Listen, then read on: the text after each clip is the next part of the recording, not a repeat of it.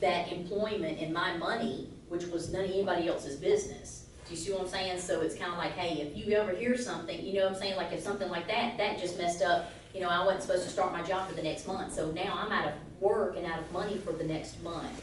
So it actually did more harm than good because I haven't had a chance to put in my 2-week notice. Do you see what I'm saying? So make sure that you don't want to gossip about someone else's job because it's not yours, okay?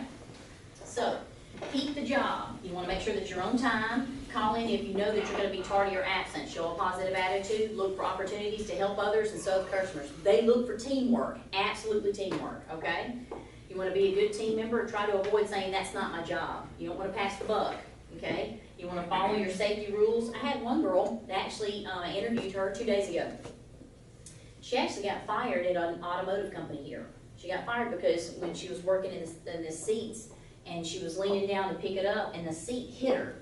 Well, she had been through so many safety meetings on how to know how to pick up that seat, and she caused an accident, and therefore she was fired because they have record of all her attendance on these safety rules and regulations. So we want to make sure that you do follow the safety rules, okay? You want to be flexible, saying, hey, can you stay over? Can you come in late? Absolutely, because you want to be that can-do employee. What can I do to make this job happen? You want to become an asset to that company wherever you work, okay? Be known for your hard work, your dedication, and positive attitude, okay? So if we just came in and say, hey, Officer Crawley, how are you doing? Good, yourself? Doing fine. So he's smiling. I'm smiling to him. Smiles are contagious. You make sure that Joe's positive attitude are awesome, okay? You want to make sure you do your job. So, remember to volunteer. We got to make sure that we volunteer. So we want to go and contact Lisa Maddox. She's in our folder. I want y'all to at least do a minimum 2 hours. You can walk down, yeah, everybody can, she is really sweet. She knows Dr. Sutton. She knows a lot of the kids here, and she is just a wonderful person. So we do want to make sure that we're having that volunteer status that is listed on our resume, okay? So, what we're going to do, once again, so I'm just going to get, before I give Officer Crawley the floor, and we're going to go and prep him before he comes. Next Thursday, remember, jeans and a white t-shirt and tennis shoes for Forcia, okay? That is their standard policy on their clothing. Now, I can't even go in there right now. I'd have to have a white jacket, a white shirt, flat out. If I'm the president of another company, it doesn't care. If I am the, Dr. Sutton couldn't go in there. He has to have a white shirt. We need to make sure to remind him. White button down, white shirt, and jeans, and no flip-flops, no open toe. It has to be tennis shoes. Now, at Shelton, anybody under the age of 18, you can just wear whatever, okay?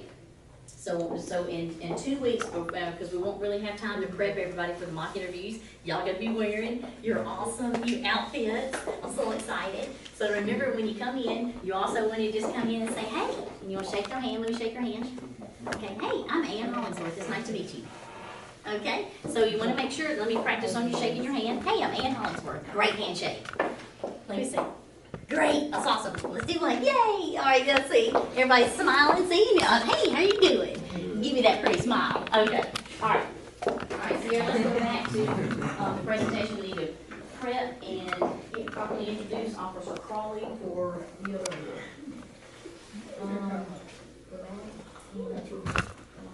high school. Well, I'll let you go ahead, but let's go ahead and let you do it. Hey, everyone, this is Officer Crawley, and he's going to tell you a little bit about himself. And then I can turn on the lights, okay? So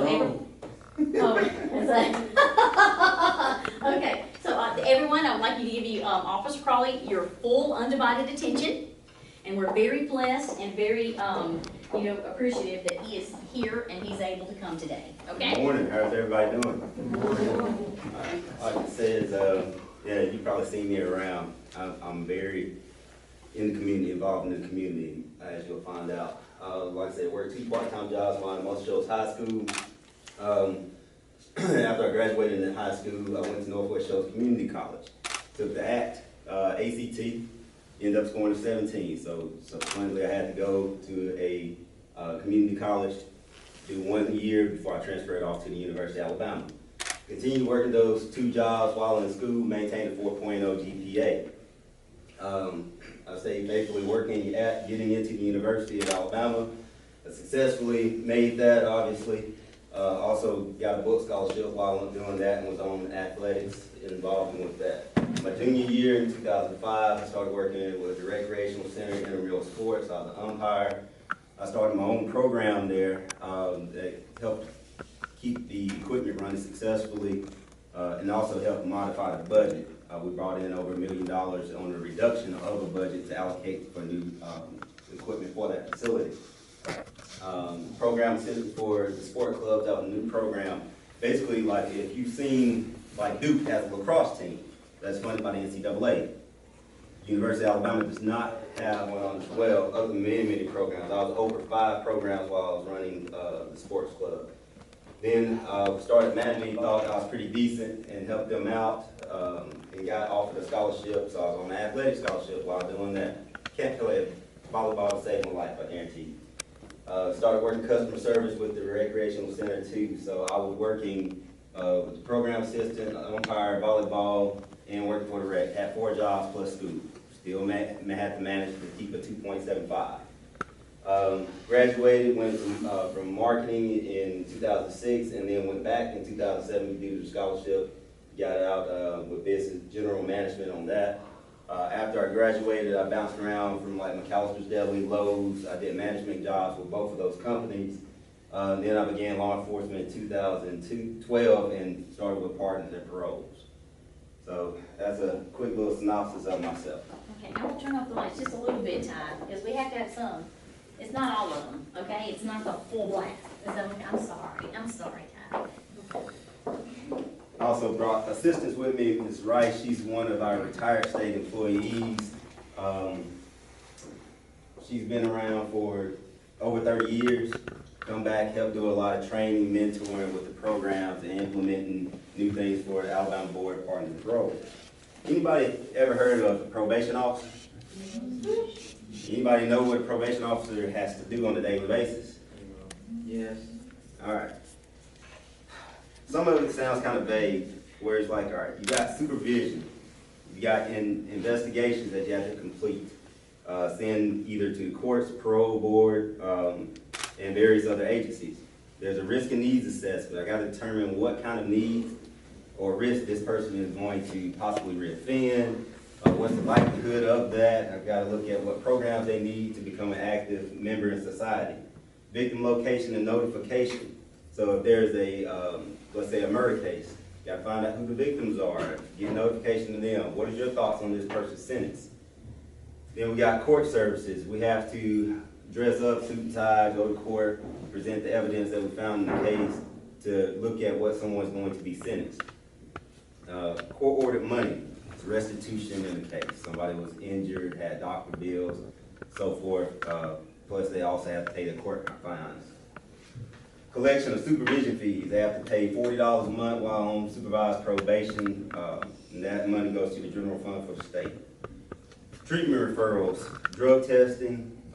That was like, hey, if you got an issue with drugs, we got to find out what issue it is. How are we going to get someone into a program, and how much is it going to cost? Some people got insurance, they can go to some places like Bradford. If not, I got to get you somewhere to help try to get you off of narcotics. DNA, we have to take that, submit it back to forensics at Alabama Department of Forensic Science. We have regular monitoring and supervision. That entails a lot. But that is just basically what we do from a day-to-day basis. We go to the police academy. We have the arrest authorities that's bound over to us from our judges. And we have a couple of pages kind of to present out. Everybody got something to write utensil? All right.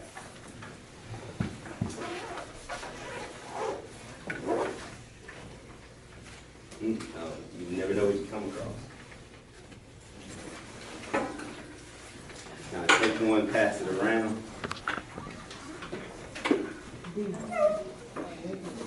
What I'm passing around right now is the monthly supervision form. Whenever people come in to report to us, this is the form they have to complete. So you don't have to fill this out. Just kind of put your eyes on what we go through each day.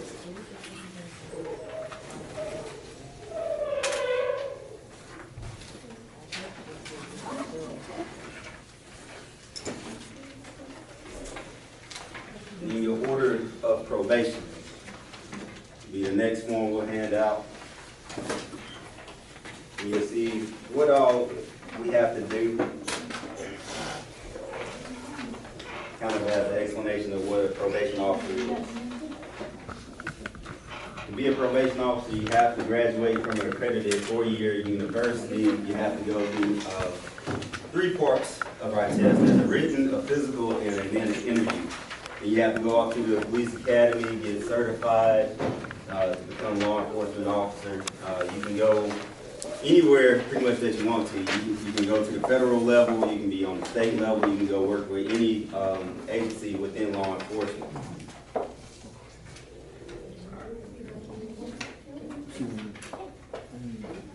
Everyone has Do you have any more of the other ones? Not this one, the appendix forms, but the order. The order. Yes. Mm-hmm. Okay.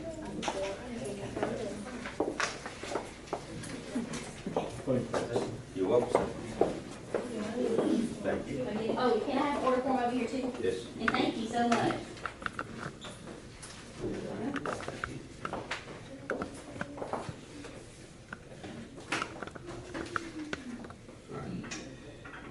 What we looking at on the order of probation, you have a court case number in the Circuit Court of Tuscaloosa County, State of Alabama versus that defendant, and they were either adjudicated youthful offender or convicted as an adult for the charges listed below. We deal with anything from petty theft up to capital murder cases. So, and rape, the whole nine, the whole spectrum of being in law enforcement. So, if there's a charge out there, we got to cover it. Misdemeanors included. What they'll do is, under the sentencing guidelines or non-presumptive guidelines of the State of Alabama Code, Title 13, you got to look at what someone's going to be sentenced on due to the charge. That time is suspended. Instead of you going off to prison, you are put on probation for a time frame of anywhere from 1 year to 5 years. And then some, we have up to 17 years. I've got one that gets out in about 5 more years. They'll have 17 years of probation to serve. If you don't mind me asking, what did he do to get 17 years? Capital murder and assault. Capital murder and assault? Mm-hmm. So he murdered somebody, but then he assaulted somebody else? For a time frame. Mm-hmm. It was a vehicle homicide. Oh, okay. What it turned out is passenger was killed. Okay. The other passengers were badly injured. Okay, that's okay. So that's where the assaults come from. Okay. So 17 years, and that means he has to come see you each month and pay $40 a month for the next 17 years. Correct. Okay. What if you don't? Well, you end up having to face revocation. Revocation. And that is like where you end up getting charged with not only maybe a brand new offense, but these technical violations that will be on your order of probation. So just to kind of break it down, this can't slide, can it? No, You can write on that board right now. be on the top. Really? Yeah, the All top. No, not that one, but the top Top one. one? Yeah, top Okay. one, yeah. Y'all are more sophisticated than when I came up through high school, all right? Get it this way, and not to be practicing religion or anything like that at all, okay? It's just you got to think about the scope of where we are nowadays. All right. We started off with one law. One law. Everybody knows Garden Eden story, right? Yeah. Don't eat from the tree. We couldn't do that right, so we ended up having to follow 10 laws. Couldn't do it. 10 commandments, right? So over a period of time, it escalated. Now we are to Title 13. Under Title 13, you have 45 laws. All right, there are 32 titles. Imagine how many laws are underneath each one. So obviously, we progressed to where we can't monitor ourselves. We have to have somebody over us, right? There's a way you can fix that. The law itself is the bare minimum that society will accept from one individual. So you fix that by doing these orders of probation. And this is where our jobs come in at. Take this 45 and we condense it down to here. On your order of probation, you have 21, right? Why 21? Due to state law change, we used to have 18. As of January 30th of 2016, the new prison reform, JRI, or certain sanctions came implemented into the state of Alabama. That is Alabama Act 2015-185. Okay. So, now we got an order of probation. And what I'm trying to do is get you to follow that order back to the 10, back to the original 1. Make sense? All right. So, on the order is like, hey, do not violate any federal, state, or local law. Avoid interest of vicious habits. It means don't use narcotics. Avoid persons or places disruptive or harmful conduct of character. So, since you and I are good buddies when we're driving down the road and I'm smoking weed and we get stopped by the cops, what usually happens to both of us? We both get charged, right? If one person, if whoever's the owner of the car, so if I'm driving with you and I own the car, you get, and it's your pot, but you don't fess up to it, and nobody fess up to it, everybody in the car goes. That's right. Okay. Well, me too. I'm snitching. Hey.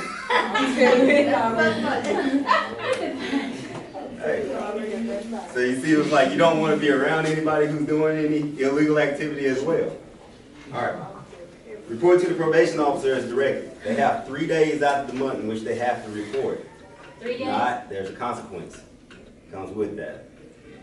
All right. They have to go down to number 5. They're permitted the probation officer to visit your home or elsewhere. So I can come to your home anytime, day or night. Just want to look at your residence. Check and make sure that you live there.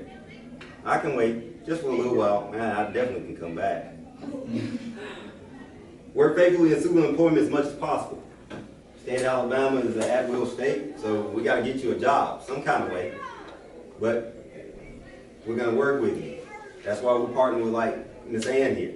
BelFlex, Key Staff. Well, they renamed Quality staff. Quality Staff. Thank you.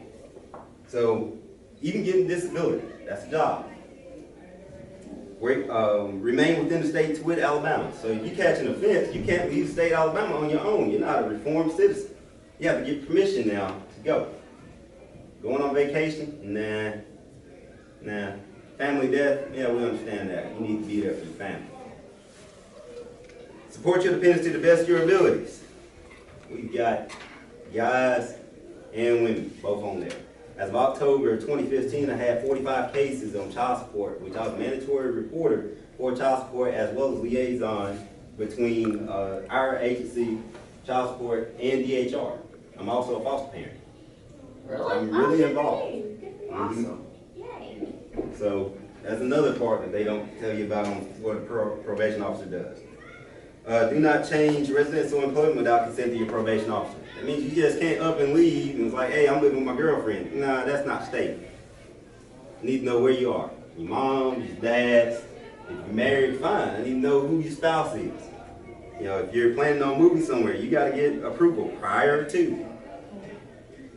Submit to a substance abuse test in order to do so by your probation officer. That's your analysis. And we test for every drug out there on the market. Yes, sir. So probation is like, probation is like you a house arrest. Just about. It's getting to where with the new prison reform law, it'll probably be implemented the first of next year, where we'll start electronic monitoring, ankle bracelets. But probation only. I thought I was if you're on probation only. Correct. They have some with like community corrections. We're evolving to that. I need to put it on the wrist instead of the ankle. Put it like a watch. That would be nice. I mean, it'll be a little bit more fashionable, right? Why not go ahead and partner with Apple and get it done? Yeah. All right. Allow the probation officer to search your person, residence, vehicle, or any property under your control. So basically, your stuff is my stuff now.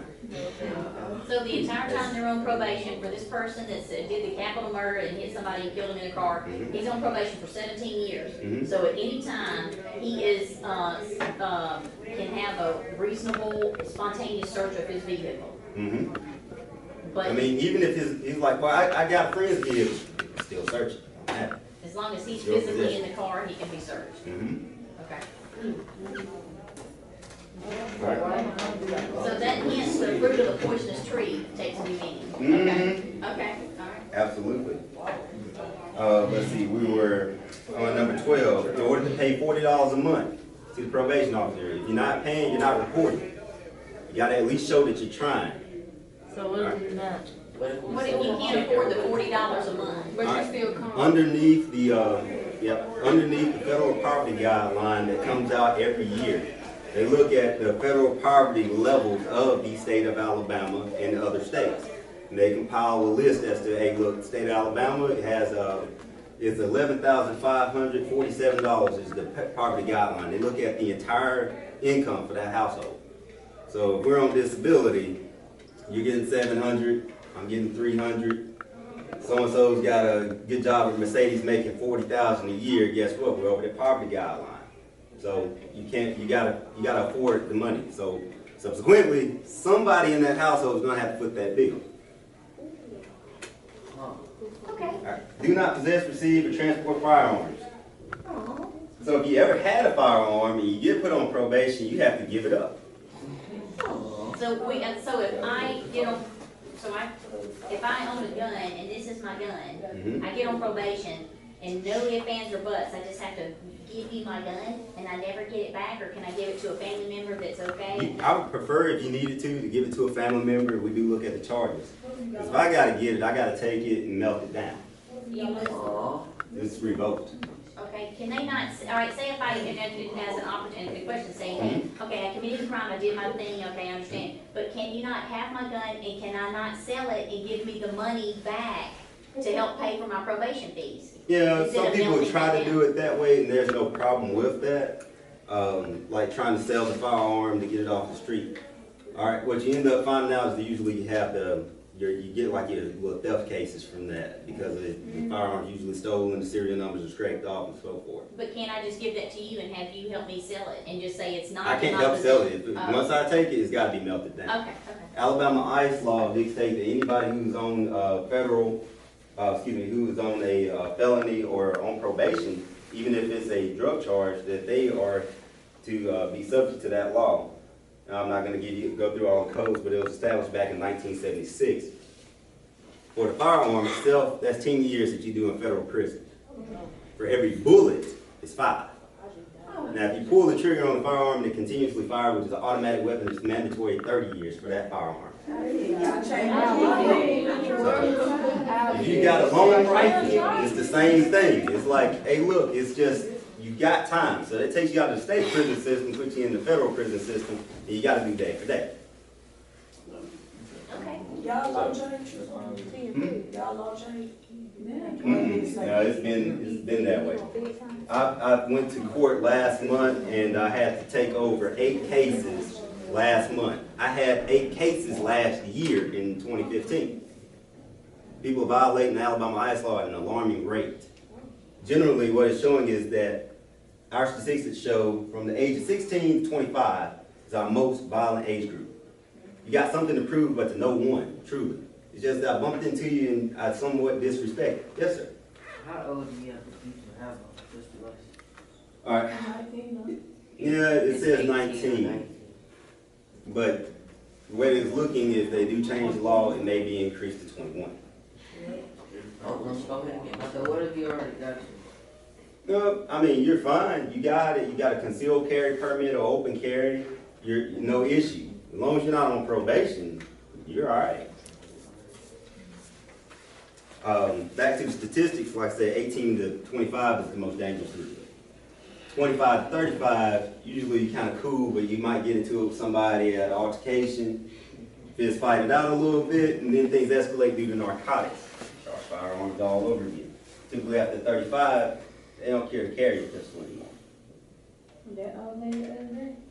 Yeah, that's where you get some weird ones. There's always going to be outliers in any kind of statistical analysis that you do. All right, we'll take your DNA. That's a cotton swab that we do on the inside of the cheek. We take thumbprints as well. What's that one? Turn it up to What if the they don't album. have, No, we can get some prints off. They prefer thumbs. I've seen people try to use the acid to get it off their thumbs. They try cutting their fingers. Nah, I can get all 10 digits if I need to. There's a way to get it. Your palm, the side of your hand. I gotta get some prints. All right. You said fair time that got to do day by day. Mm-hmm. Like, say if you knew somebody that was in their opinion on drug charges, and they charged them 25 years, he got to do the whole 25? Typically, yes. You They can't get out do- of good behavior. You kind of get out for good behavior if they will reduce it. Last year, I had one case, got violated twice. We finally went ahead and turned him over to ATF, got him charged. He got out on federal probation because of the time that he did in confinement, both with the state and with the city. Yeah, it did roll over a little bit, but no one was truly injured in the crime. He was just carrying a firearm and just shooting it wildly. So it got off a little bit easier versus one I sent is gonna end up having to do 5 years in prison for just having the firearm, and we reduced his down because he had a revolver and had 5 bullets in the revolver. He just carrying it around, fell out of his pants. Yep. And then, So when y'all like if y'all say somebody called y'all found them done, and they got bullets in, like how y'all know for the charge? oh, just on Alabama IS law? All right, that's where we come in. Instead of us having to put a charge on you, I can use this as my charges. You're not to possess, receive, or transport any firearms in direct violation of the Alabama IS law. I got a question. Mm-hmm. They said there's gonna be a new law which allows you to have a concealed weapon in your car at all. You can just buy it without. That one's on the rocks right now because of like, once you have that, once I get into my vehicle and shut that door, it's concealed. What they're not telling you is that you have to take the firearm apart. You can't keep the magazine in there. You have to keep them completely separate. One part in the glove compartment, one probably in the back seat. And you can't have a bullet in there as well. All right, going to, let's see, number 15. You're ordered to pay $25 increments up to $100 on restitution payments or court order money. And that is signed by the judge, so can't override that. Then we'll go down to, well, I'm gonna touch on 15 for a minute.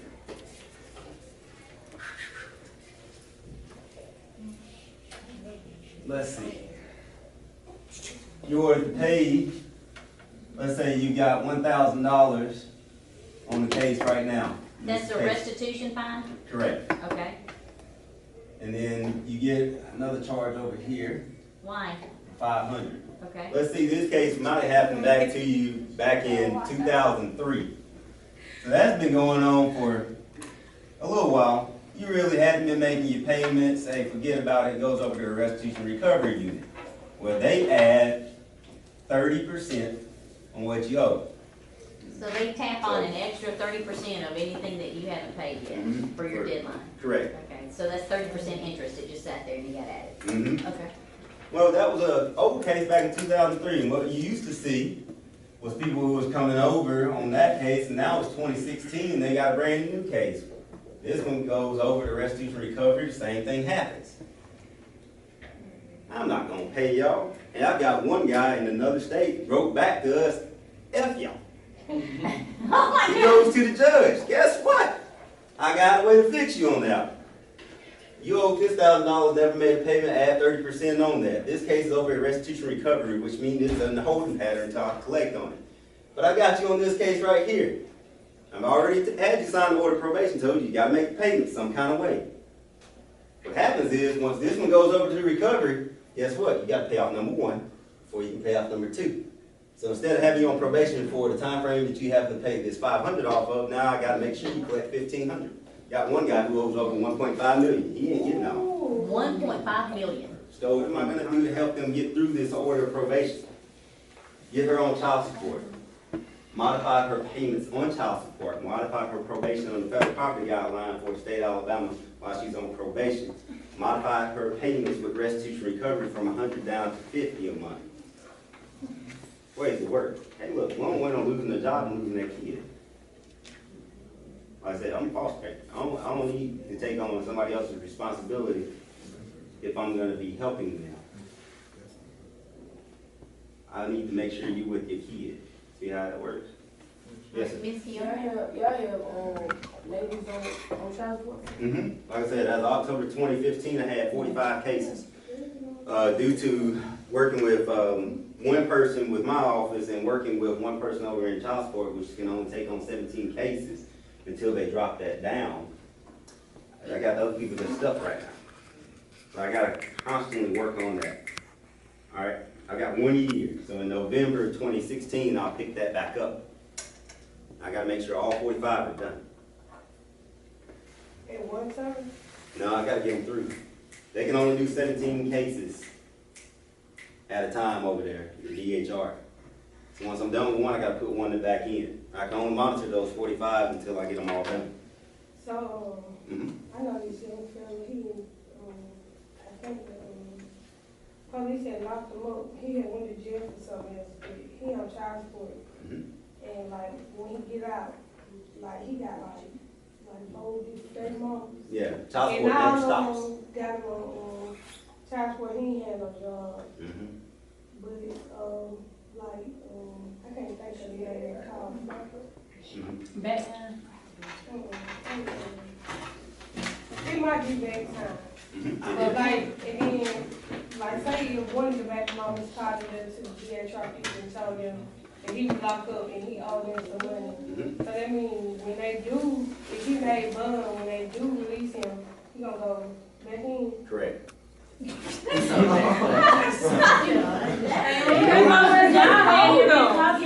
No, but he locked up for something But different. still, they'll still be wrong, cause they ain't even incarcerated. No, because what happens, you got the city and the state are two different entities when you come to a county jail. So you'll get moved from the orange suit over to the green suit and serve city time on that child support case. So the moral of the story is pay for your child. Yeah. Pay for Well, don't your have child. it until you're ready to support it. I ain't got one But he that's was on in 35. So the same, like, how much do y'all take off a day for every time that you see it? Oh, well, when you're on probation, your time stops. So it's frozen.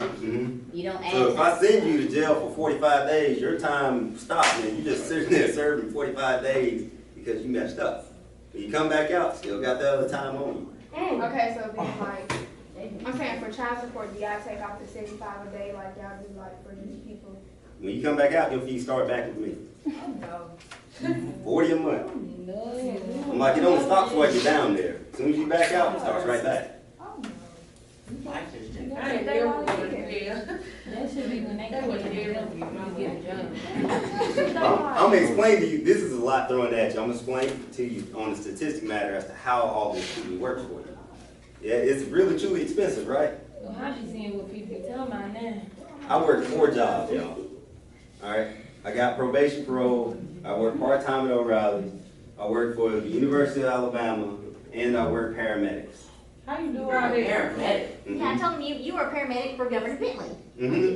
I was signed to Governor Bentley back in 2013 on his paramedic detail. Anything comes up, I got it. First aid CPR certified. Are you at home? Yeah, I do. I wanna be I a just work paramedic. I work with paramedics and I work for UA just doing home football games. So like, we do more than just one job. A lot of us, we have, one's getting his doctorate right now. We have another one that teaches out at Miles College. We don't just have one job. We do at least one other job, if not more. Oh, then you figure those off the job. That makes it 5. So, let's see, community service hours, we have to watch on people on that one. I deal with about 93 offenders from other states. So I've got to make sure that they do their community service hours. So not only are you underneath the state of Alabama's law, but you're under the vicinity state. I got some from Georgia, Texas, Mississippi, California. That doesn't matter. I mean, it's a lot that you have to do for that state and you have to send back. So not only do they have to go by that state order of probation, but also by Alabama's order of probation. So if you came from Colorado and you can smoke weed out there perfectly fine, you can't do that here in Alabama. Can't wait till they learn. They won't. We don't have that.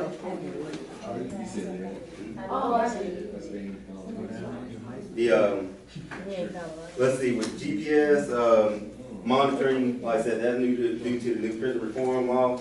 Number 20, switch certain sanctions where you can serve 2 to 3 days, 6 days out of a month, or 18 days out of period supervision in the county jail. Like I said, that's as a sanction. All right. One of the addendums to the laws, where I said we have another packet you have to sign, also coupled with your probation. So our supervision packet. Supervision fees, as we went over, already $40 a month. This right here, if you're registered as a felon, if you have 3 or more felonies on your record through the course of your lifetime, you have to register as a felon. If you don't, it's a Class C felony, you're subject to be retaken by the Tuscaloosa County Jail.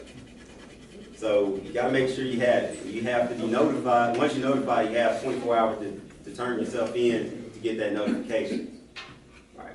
If you're a sex offender, we do monitor sex offenders. We have to know where they are, what's going on. A lot of sex offense cases occur, when do y'all think? About what age? 15. No, when they about 4 years old. A lot of sex offense cases start about y'all's age. Prom night, graduation, I ain't going out. and in college. Why would you think it's escalated in college even more so? It's a lot of people, you don't see it coming. It's a lot of parties. Yeah. My mom, she was a sex offender, near her next door when she was younger. They beat the man nearly to death with a baseball bat. They broke in his house and beat the man. A lot of people are afraid of sex offenders because they don't ever take the time to look, or they can't really truly know what's going on. A lot of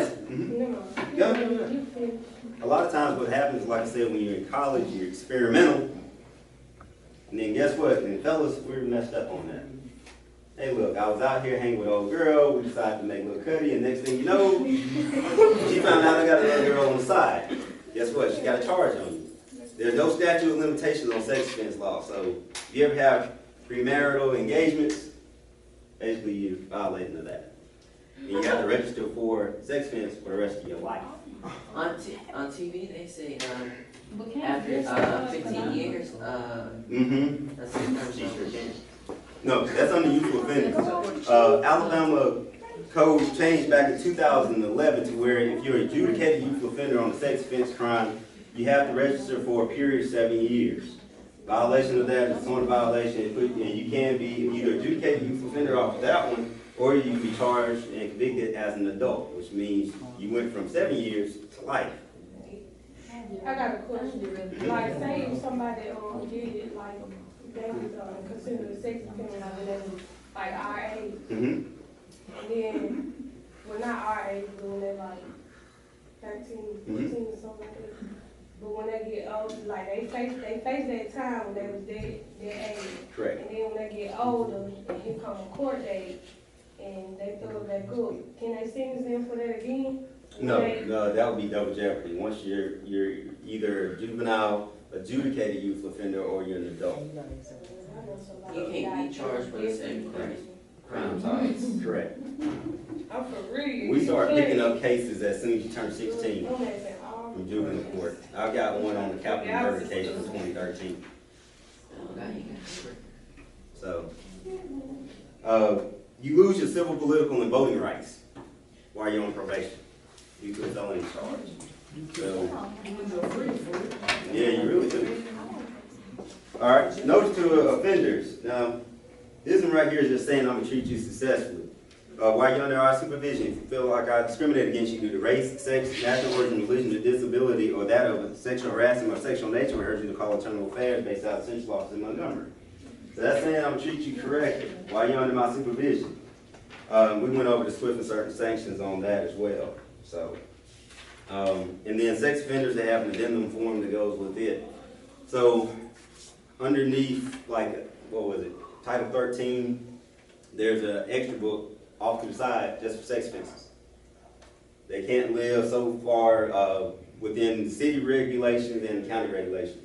It's 2,000 feet for the city, 3,000 for the city, 2,000 for the county to be able to live with, and work within a certain radius of daycare. Wow. So you can't live near a school. You can't.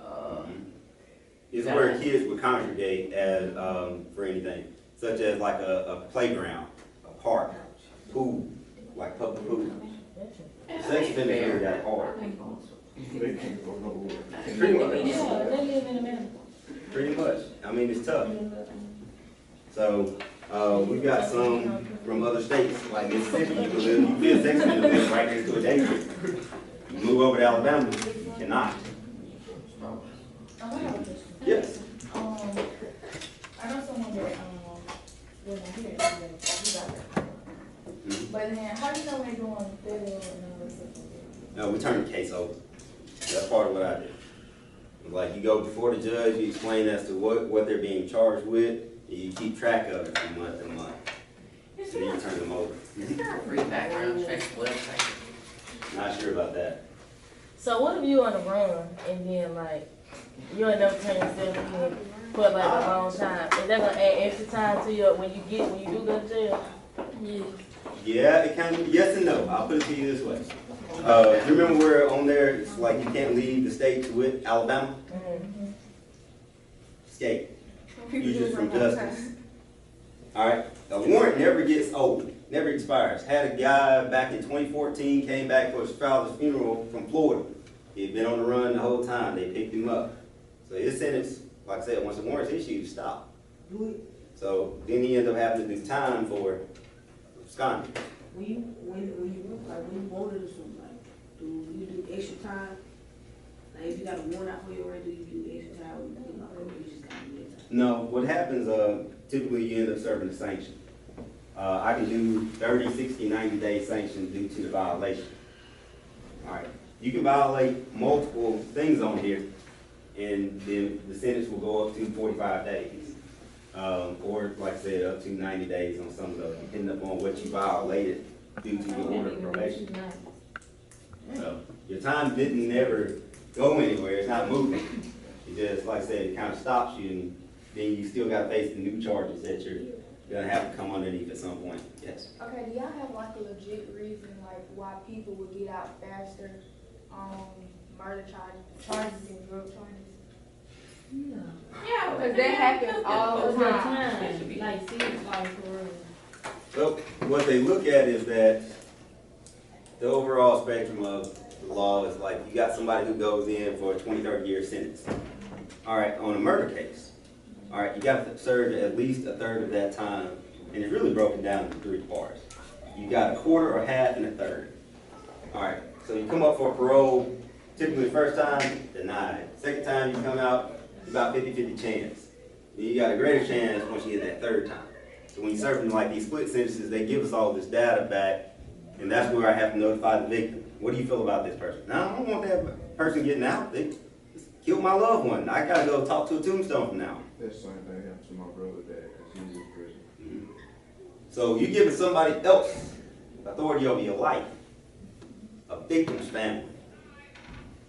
Should get executed. I've seen 2 mothers hug their kids were in a car accident. One died, one didn't. Can y'all do that down here?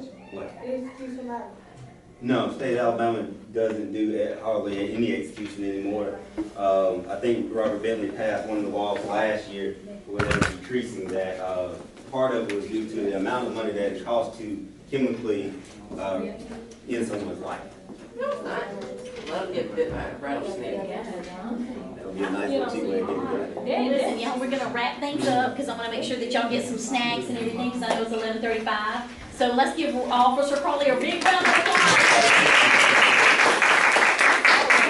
I appreciate you. So, listen, I just wanna. Like, they make you sit here all day long.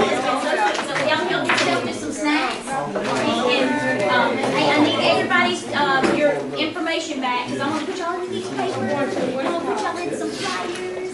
And I just need everybody get their, who got their business outfits? Who has yet to get their business closed? Raise your hand. Who has not gotten their business closed? Raise your hand. Why we got you?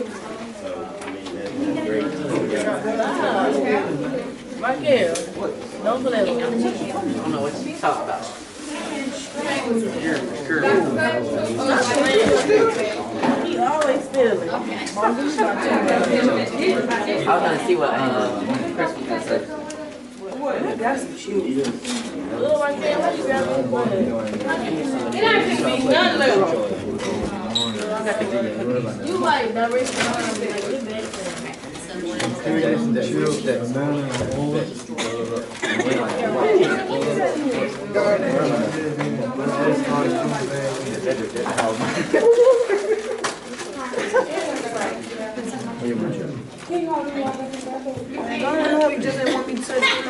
Oh, bitch, you put your hands on my mouth. Like, come on now. Where you put it at? On your cheeks. You put it somewhere on my hand. So y'all, let's go ahead and, yeah, because, let's go ahead and, tie you, get you something to drink.